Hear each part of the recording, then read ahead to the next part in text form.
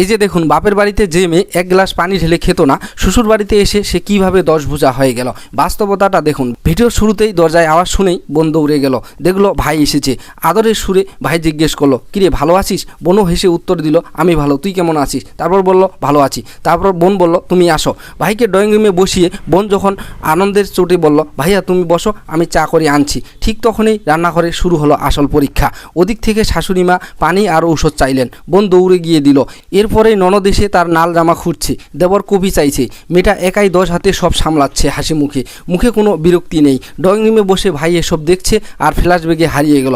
মনে পড়ে গেল সেই বাবার বাড়ির ছোট্ট বোনকে, যাকে এক গ্লাস পানি চাইলেও সে মোবাইল টিপতে টিপতে বলতো, নিজে নিয়ে খাও, আমি ছোট, আমি পারবো না। ভাই তখন হেসে উড়িয়ে দিত।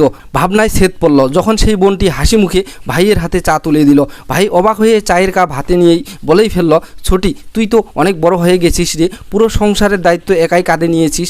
তখন বোন যে উত্তরটি দিল তা আপনার কলিজা ছুঁয়ে যাবে। সে বলল, কি করব ভাইয়া, পুরো পরিবারের দায়িত্ব এখন আমার উপরেই, বড় তো আমাকেই হতে হতো। শেষে দুই ভাই বোনের সেই মিষ্টি হাসি আর চোখের জলেই বলে দেয় মেয়েটা সত্যি বড়। আসলে বাবার বাড়ি আর শ্বশুর বাড়ির এই পার্থক্যের নামেই হলো নারী জীবন। আপনার বোন বা দিদিও কি বিয়ের পর এমন দায়িত্বশীল হয়ে গেছে?